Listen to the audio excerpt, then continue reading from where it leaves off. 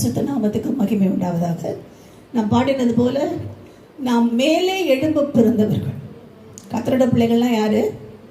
உயர எழும்ப வேண்டும். இந்த விபிஎஸ்ல இந்த வாரம் ஃபுல்லாக நாங்கள் என்ன படித்தோம்? பறக்கும் பறவைகளை குறித்து தேவன் எங்களோடு கூட பேசினார். கர்த்தருடைய பரிசுத்த நாமத்துக்கு ஸ்தோத்திரம். இந்த பறவைகள் மூலமாக என்னெல்லாம் கற்றுக்க முடியும்னு பைபிள் ஸ்டடியில் பார்த்துருக்கோம். ஆனால் கர்த்தருடைய சின்ன பிள்ளைங்களுக்கு கர்த்தர் என்ன செய்தார்? அது ஒரு பைபிள் ஸ்டடி மாதிரியே எடுக்க வைத்தார். கர்த்தருடைய பரிசுத்த ஒவ்வொரு நாள் ஒவ்வொரு பேர்டு பார்த்தோம். இதுக்கு என்ன காரியம்? பறக்க பழக்குகிறது, மேலே எழும்பும்படி விரும்புகிறது. கர்த்தருடைய பரிசுத்த நாமத்துக்கு ஸ்தோத்திரம். இந்த 62ஆம் சங்கீதத்தில் அநேக காரியங்களை குறித்து தாவீது எழுதுகிறதை வாசிக்கிறோம். தேவனை நோக்கி என் ஆத்மா அமர்ந்திருக்கிறது.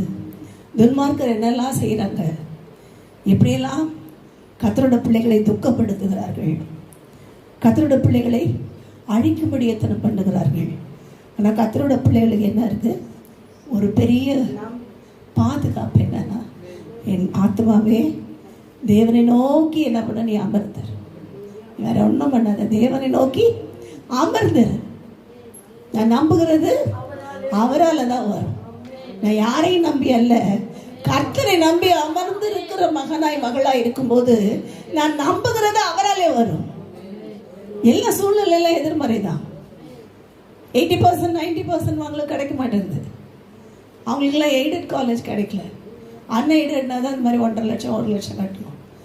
எய்டடில் கிடைக்க மாட்டேங்குது. ஆனால் கர்த்தரோட பிள்ளைகளுக்கு நம்ம வாங்குற மார்க் அல்ல, நம்முடைய தகுதி அல்ல, நம்முடைய ஒருவேளை பணபலமோ படைபலமோ புயபலமோ சுயபலமோ அல்ல. இதெல்லாம் ஒன்றும் பண்ண முடியல. கர்த்தருடைய பரிசுத்த நாமத்துக்கு ஸ்தோத்திரம். எத்தனையோ பேர் நிறைய பெரிய ரெக்கமெண்டேஷன்லாம் வச்சுருக்கவங்களுக்குலாம் கிடைக்கல. ஆனால் கர்த்தரோட பிள்ளைகளுக்கு கர்த்தர் என்ன செய்கிறார்? எல்லாவற்றையும் அழகாய் நேர்த்தியாய் செய்து முடிக்கிறது. கர்த்தருடைய பரிசுத்த நாமத்துக்கு ஸ்தோத்திரம். முடியாததை முடித்து கொடுக்கிற கர்த்தர். அதனால தான் உயர எழும்ப வேண்டும் என்று நான் பாடினோம். கர்த்தருடைய பரிசுத்த நாமத்துக்கு ஸ்தோத்திரம். இப்போ என்ன வந்தாலும் சரி, நான் நம்புகிறது அவரால் வருங்கிற நம்பிக்கை இருக்கிறவங்களுக்கு கர்த்தர் ஆசீர்வதிப்பார். அந்த நம்பிக்கை போயிடுச்சுன்னா தான் பிரச்சனை. அன்னைக்கெல்லாம் அதுக்கு முன்னாடியெல்லாம் ஒரே டென்ஷன். எஸ்எம்எஸ்ஸையே பார்த்துட்டு இருந்தேன். எஸ்எம்எஸ் வருதா, இமெயில் வருதா. அன்னைக்கு என்ன பண்ணுன்னா எஸ்எம்எஸ் பார்க்க மாட்டாங்க. உங்களுக்கு சித்தமான நீர் இன்னைக்கு தருவீங்க, அவ்வளோதான். அதை பார்த்தா 4:30 மணிக்கு வந்து நான் பார்த்ததே லேட்டாக தான் பார்த்தேன். கர்த்தருடைய பரிசுத்த நாமத்துக்கு ஸ்தோத்திரம். இப்போ சில நேரம் நம்ம அதெல்லாம் நம்பிக்கை வச்சா கூட கொஞ்ச நாள் டிலே பண்ணுறார். ஒரு நம்பிக்கை நானாக இருக்கணும்னு தேவன் விரும்புகிறார். கொஞ்சம் அது இன்னி கூட தேவன் என்ன செய்ய விரும்பல, அவரை விட்டுட்டு யார் மேலேயே நம்பிக்கை வைக்க விரும்புகிறவர் அல்ல. அவரை விட்டுட்டு கொஞ்சம் அப்படி இப்படி டைவர்ட் ஆக விரும்புகிறவர் அல்ல. கர்த்தருடைய பரிசுத்த நாமத்துக்கு ஸ்தோத்திரம். கர்த்தர் எப்போ சொன்னார்னா, நான் இதுக்கு எப்போ ஜெபம் பண்ணும்போது அல்ல, +1 போகும்போது இருந்து நான் WCC தான் வேணும்னு சொல்லிட்டு இருக்கேன். அப்போ அந்த ஜெபத்தை கர்த்தர் கேட்டார்.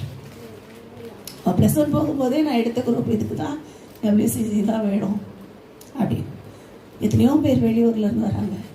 எத்தனையோ பேர் வந்து எவ்வளோ பணம் கட்ட ரெடியாக இருக்காங்க. கிடைக்காதது தேவன் நம்முடைய பிள்ளைகளுக்கு கிடைக்க பண்ணுகிறார்.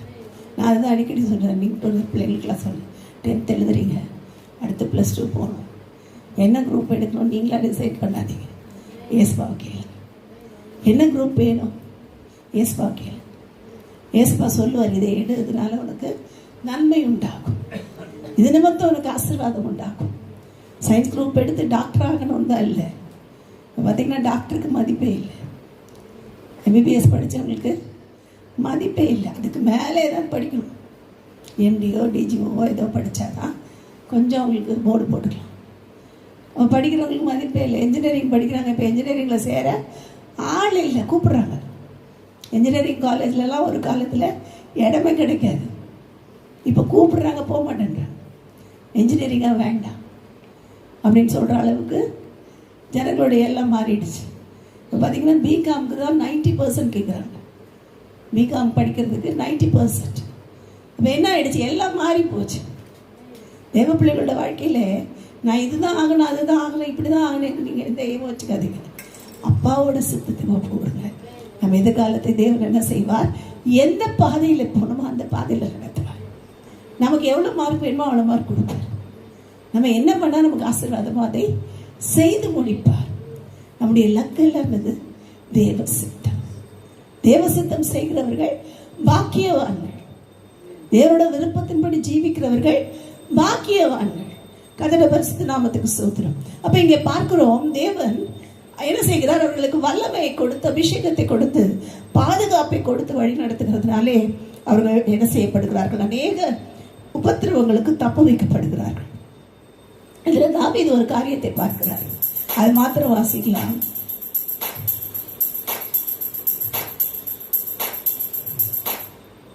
நம்ம அது மாத்திரம் பார்க்கலாம். ஒரு காரியத்தை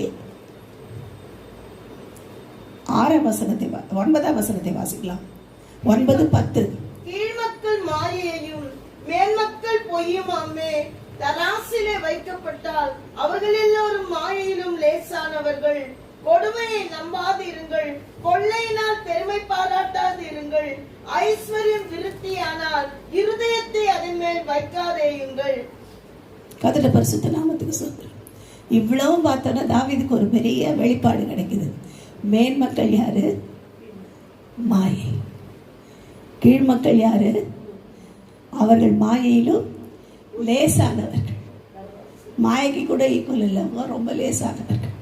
மாயையிலும் லேசான. மாயைனாலே ஒன்றும் இல்லை அப்படின்னா -1 இருக்கும். கீழ்மக்கள்ல யாரு? -1, -2, -3 இருக்கும். மேல்மக்கள் 0. மாயை. கீழ்மக்கள் மாயையிலும் லேசானவர்கள். தராசில வைக்கப்பட்ட எப்படி இருக்காங்க?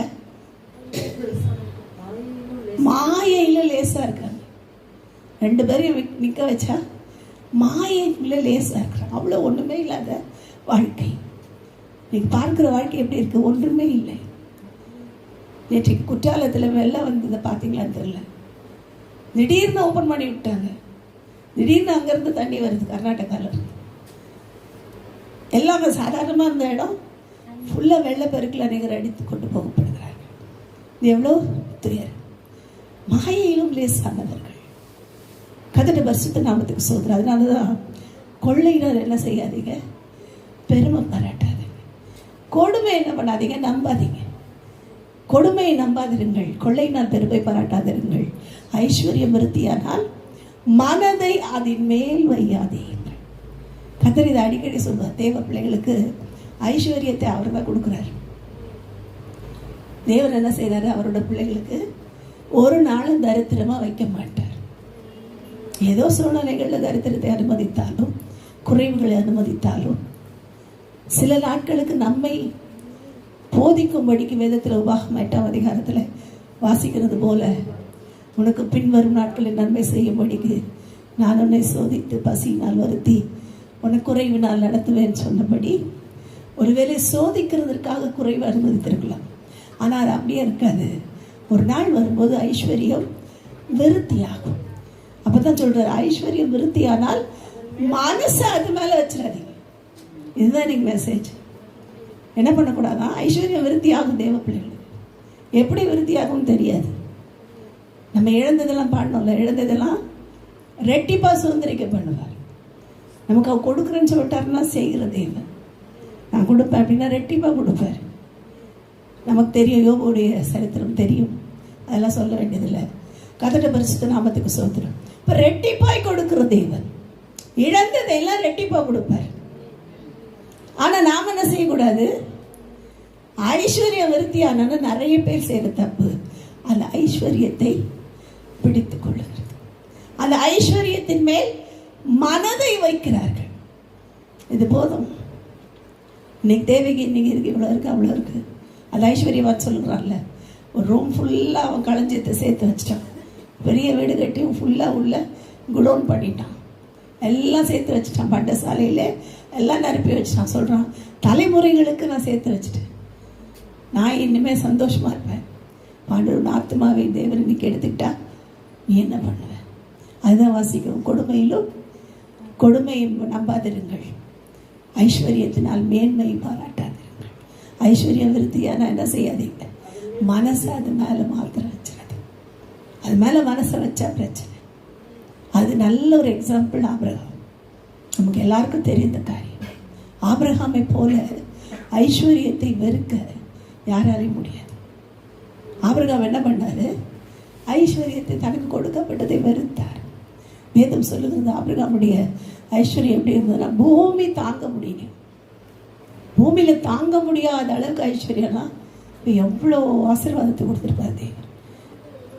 எலியேசர் சொல்றாரு, என் எஜமான் செல்வ சீமான், பெரிய சீமான், கோடீஸ்வரன் சொல்லுவாங்க. யார் சீமான்? அவன் பாருங்க போறாரு, அவர் பயங்கர மல்டி மில்லியனருங்க, பயங்கர கோடீஸ்வரன். அவரு பெரிய ஆளுங்க, கார் இருக்கு, வீடு இருக்கு, பங்களா இருக்கு, எல்லாம் இருக்குங்க. அப்படி இருந்தார் யார்? ஆபிரகாம். எல்லாம் இருந்தது, சம்பூர்ணமா இருந்தது, ஒரு குறை இல்லாமல் இருந்தார். பிள்ளை இல்லைங்கிற குறைய தவிர அவருக்கு எல்லாம் இருந்தது. கதட பரிசுத்த நாமத்துக்கு ஸ்தோத்திரம். எல்லாம் வீடு வாசல் எல்லாம் வச்சிருக்காரு. வேலைக்காரர்கள், வேலைக்காரிகள், ஒட்டகங்கள், ஆடு மாடுகள் எல்லாம் இருக்காரு. அவ்வளோ இருந்தாலும் அவர் என்ன பண்ணார்? அது மேலே மனசை வைக்கவே இல்லை. கதட பரிசுத்தன் அதுக்காக அவர் ஓடவே இல்லை.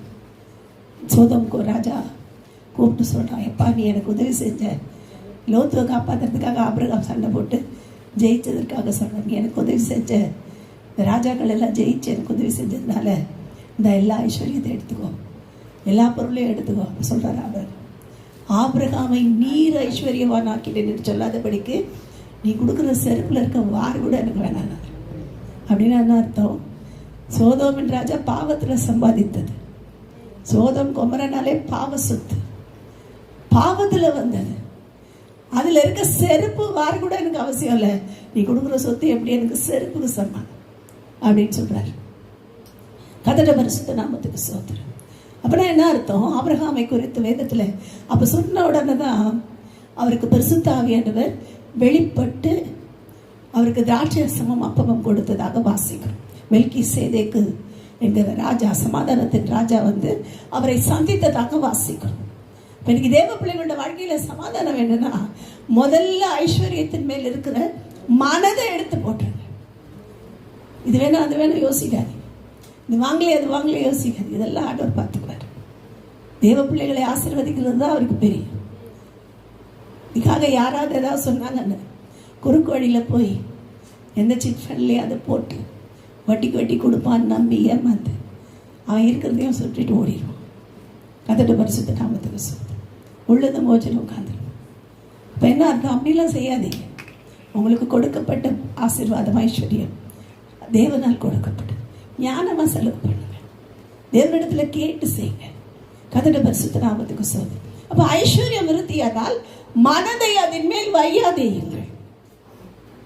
கதட பரிசுத்த நாமத்துக்கு ஸ்தோத்திரம். அதனால தான் ஆபிரகாமுக்கு தேவன் என்ன செய்தார்? பூமி தாங்கக்கூடாத ஐஸ்வர்யத்தை கொடுத்தார்.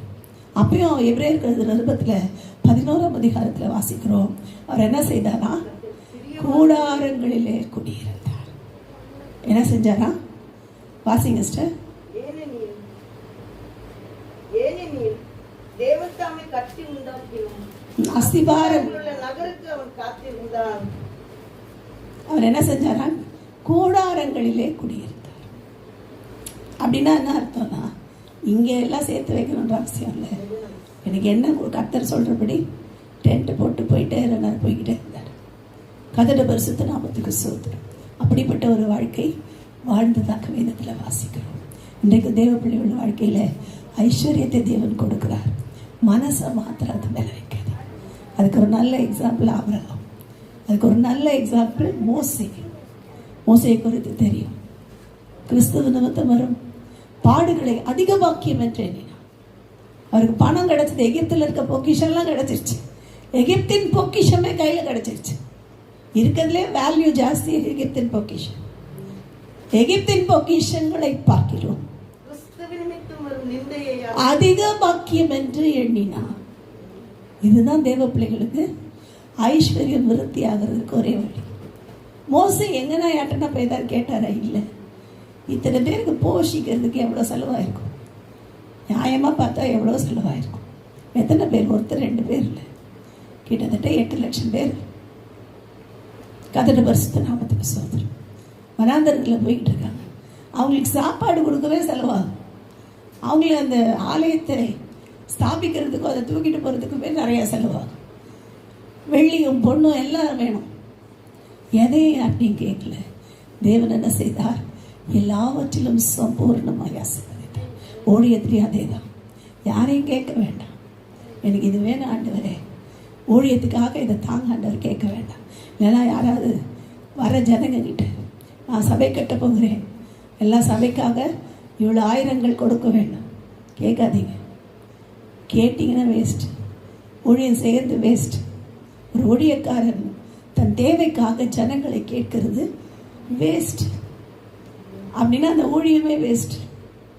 யாரை தான் கேட்கணும்? கர்த்தரை தான் கேட்கணும். கர்த்தர் கொடுப்பார். கர்த்தரை விட பெரியவங்க யார் இருக்காங்க? பாடல உமக்கு ஒப்பானவர் யார்? வானத்திலும் பூமியிலும் உமக்கு ஒப்பானவர் ஒருத்தரும் இல்லை. அவர் கொடுத்தார்னா வானத்தின் பலகணிகளை திறந்து கொடுப்பார். கர்த்தருடைய பரிசுத்த நாமத்துக்கு ஸ்தோத்திரம். குறை இல்லாமல் கொடுப்பார், சம்பூரணமாய் கொடுப்பார். அது தெரிஞ்சதுனால தான் மோசே என்ன செய்தார்? எகிப்தின் பொக்கிஷங்களை அனுபவிப்பதை விட தேவஜலத்தோடு துன்பத்தை அனுபவிப்பதையே அதிக பாக்கியம் என்று எண்ணினார். கர்த்தருடைய பரிசுத்த நாமத்துக்கு ஸ்தோத்திரம். அது மாத்திரமல்ல, புதிய ஏற்பாட்டில் அப்போஸ்தலர்கள் எப்படி இருந்தாங்க? அவங்க அதை விட ஃபயராக இருந்தாங்க. இவங்களுக்கெல்லாம் கிடைச்ச அபிஷேகத்தை விட அப்போஸ்தலர்கள் இயேசுவை நேராக பார்த்தவங்க, இயேசுவோடு உலாவினவர்கள், இயேசு எப்படி வாழ்ந்தார்னு சாட்சி சொன்னவர்கள். இப்போ அவங்க ஊழியம் செய்ய ஆரம்பிச்சிட்டாங்க. இப்போ பேதுரு, யோவான் எல்லாம் ஊழியம் செய்ய ஆரம்பிச்சிட்டாங்க. ஊழியம் செஞ்சால் நல்ல பணம் வச்சுட்டு நல்ல காணிக்க வரும். ஃபாரின்ல பணம் வரும். எங்கேருந்து வரும்? அமெரிக்காவிலேருந்து வரும், ஐரோப்பாவிலேருந்து வரும், வேட்டிக்கன் சிட்டியிலேருந்து வரும். எங்கேருந்து வராது. கர்த்தருடைய பரிசுத்த நாமத்துக்கு ஸ்தோத்திரம். தேவ பிள்ளைகளுக்கு தேவனிடத்துலேருந்து மாத்திரம்தான் ஒத்தாசை வரும். கர்த்தருடைய பரிசுத்த நாமத்துக்கு ஸ்தோத்திரம். அப்போஸ்தலர்கள் இயேசுவை பார்த்தார்கள். இயேசு பணத்துக்காக எதையுமே செய்யல, காணிக்கை பற்றியே பேசல. 2 காசு தான் பெரிய காணிக்கைன்ட்டார்.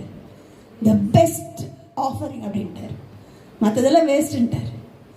பொண்ணு வெள்ளி எல்லாம் போடுறான், பாலமாக பொண்ணை கொண்டு வந்து போடுறான், அதெல்லாம் வேஸ்ட்டு. அந்த அம்மா போட்ட 2 துட்டு தான் பெருசுன்ட்டார். இவர் காணிக்க வாங்க லைக் இல்லை. இவர் பணம் சேர்க்குற ஆள் கிடையாது. இதை பார்க்குறாங்க. இயேசுவை பார்த்தவர்கள் இயேசுவை போல நடந்தார்கள். அப்போ சொன்னாங்க, பேதுரு ஊழியம் செய்ய ஆரம்பித்த போது அவர் மேலே தான் தேவன் சபையை கட்டுவேன்னு சொன்னார். இப்போ தேவாலயம் எல்லாம் என்ன செய்து நடந்துக்கிட்டு இருக்கு.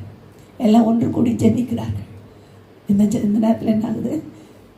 நிறைய பேர் தங்களோட நிலங்களையும் தங்களோட பொருள்களையும் விற்று அப்போஸ்தலர்களுடைய கையில் கொடுத்து கண்ணை மூடி ஜோம் பண்ணி தலையில் கை வச்சு உலகமெல்லாம் இன்ட்ரடியூஸ் பண்ணி இவர் இவ்வளோ காணிக்க கொடுத்தாருன்னு சொல்லி தலையில் கை வச்சுலாம் ஜோம் பண்ணல. அவங்க என்ன பண்ணாங்களாம்? விற்ற கிரயத்தை பேதரோட காலு கீழே வச்சாங்களாம். எங்கே வச்சாங்க? பாதத்துக்கு கீழே வச்சாங்களாம். படிச்சு பாருங்க, காலுக்கு கீழே. தேவன் அதனால தான் வாசிக்கிறோம், மேல் மக்கள் போய் கீழ்மக்கள் மாயை, தராசுல நெருக்கப்பட்டால் மாயையிலும் லேசானவர்கள். ஒன்றும் கிடையாது. காலு கீழே வைக்கிறாங்க. காணிக்கையெல்லாம் காலு கீழே போயிடுச்சு. நம்ம தான் என்ன பண்ணுறோம்? ஐயோ காணிக்கை காணி. ஊழியக்காரங்க நிறைய பேருக்காக இதை இங்கேயோட பேச போகிறதில்ல. இது வெளியில் நிறைய பேர் கேட்பாங்கங்கிறதுனால தான் சொல்கிறேன். கர்த்தருடைய பரிசுத்த நாமத்துக்கு ஸ்தோத்திரம். இந்த பணத்தை முக்கியப்படுத்தாத ஊழியங்களை தேவன் இறுதி வரை பொறுப்பெடுப்பார். அதை ஒருத்தரும் நிறுத்த முடியாது, அதை ஒருத்தரும் அழிக்கவும் முடியாது. ஆலிசன்டியுடைய ஊழியம் அதுக்கு சாட்சி. அவங்க பேர் சபை தான் நம்ம வச்சுருக்கோம், அவங்க சபை தான் நம்ம நடத்திட்டு இருக்கோம். கர்த்தருடைய பரிசுத்த நாமத்துக்கு ஸ்தோத்திரம். அப்போ இந்த நாளில் தேவனோட கருத்தில் நம்ம ஒப்பு கொடுப்போம். ஆண்டவரே, எனக்கு ஐஸ்வர்யத்தை கொடுக்க போகிறேன், அதனால தான் முன்னாடியே எச்சரிக்கிறேன். இந்த வரைக்கும் எனக்கு கஷ்டம்லாம் போயிட்டு என்னை ஆசீர்வதிக்க போகிறேன். அது விருத்தியான கூட என் மனசை அது மேலே வைக்காம எங்களை பாதுகாத்துக்கோங்கன்னு சொல்லி ஒப்பு கொடுப்போம். கர்த்தர் தாமே நம்மை ஆசீர்வதிப்பாராக. ஆமென்.